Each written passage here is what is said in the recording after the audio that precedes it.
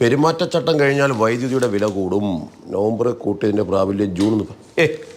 എന്തോന്നടേ ഇത്? ഞാൻ മിന്നാമിനിങ്ങിൻ്റെ നുറുകുവട്ടത്തിൽ നിന്ന് വായിക്കണം.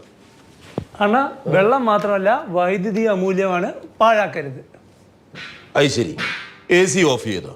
ഉപയോഗം ഇപ്പൊ കുറച്ചില്ലെങ്കിലേ ഇനി അങ്ങോട്ട് ഇരുട്ടില് ഉരുകി ഇരിക്കേണ്ടി വരും.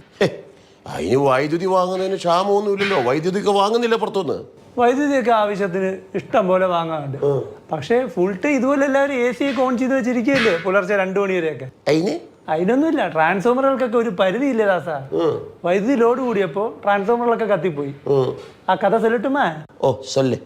പതിവ് പോലെ വർഷം പിറന്നു. മാർച്ചിൽ വേനലുമെത്തി. പതിവിന് വിരുദ്ധമായ ഉഷ്ണം തുടക്കത്തിലെ കത്തിക്കയറി. ചൂടൊരു രക്ഷയുമില്ലാതായപ്പോൾ ഫാനുകൾ വേഗത്തിൽ കറങ്ങി.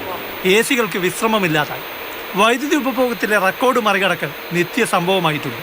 പണ്ടൊക്കെ ഉപഭോഗം കൂടുതലുള്ള പീക്ക് ടൈം വൈകിട്ട് 7 മണി മുതൽ രാത്രി 10 മണി വരെയായിരുന്നു. അതൊക്കെ പഴങ്കഥയാണ്. രാത്രി AC ഓണാക്കിയാൽ പിന്നെ പലരും ഓഫ് ചെയ്യുന്നത് പുലർച്ചെ 2 മണിക്കൊക്കെയാണ്. ഇലക്ട്രിക് വാഹനത്തോട് ഇപ്പോൾ ഇഷ്ടം കൂടി വരികയാണല്ലോ. പക്ഷെ ചാർജ് ചെയ്യൽ രാത്രി 10 മണിക്ക് ശേഷമായി. ഇതൊക്കെ കൊണ്ട് എന്ത് സംഭവിച്ചെന്നോ? വേനൽക്കാലത്ത് 5% ഉപഭോഗ വർധന പ്രതീക്ഷിച്ചിടത്ത് 20%-ലെത്തി. ലൈറ്റും ഫാനും AC-യും ഉറക്കമില്ലാതെ ഓവർ ഡ്യൂട്ടിയിലാണല്ലോ. കാര്യങ്ങൾ കൈവിട്ടിട്ടുണ്ട്. ട്രാൻസ്ഫോമറുകൾക്ക് ഓവർ ടൈം പണിയായി. താങ്ങാവുന്നതിനപ്പുറം ലോഡ് വലിക്കുകയാണ്. ചിലതൊക്കെ കത്തിപ്പോയിട്ടുണ്ട്. 1527 എണ്ണം തകരാറിലാണ്. അവിടങ്ങളിലൊക്കെ കറണ്ട് പോയി, സ്വാഭാവികം. തീർന്നില്ല. ഓവർലോഡ് കാരണം വൈദ്യുതി ഗ്രിഡ് തകരാറാകാതിരിക്കാൻ ഇപ്പോൾ രാജ്യത്താകെ ഓട്ടോമാറ്റിക് സംവിധാനമാണ്. ഉപഭോഗം പരിധി കഴിഞ്ഞാൽ 11 kV ഫീഡറിൽ ഓട്ടോമാറ്റിക്കായി വൈദ്യുതി നിലയ്ക്കും. 5 മിനിറ്റ് കഴിഞ്ഞ് പിന്നെ KSEBക്ക് ചാർജ് ചെയ്യാനാകും. അപ്പോഴേക്കും ജനങ്ങളൊക്കെ ചൂട്ടും കത്തിച്ച് സെഷൻ ഓഫീസിലെത്തി കഴിയും. ഓഹോ, അപ്പൊ അങ്ങനെയാണ് കാര്യങ്ങൾ.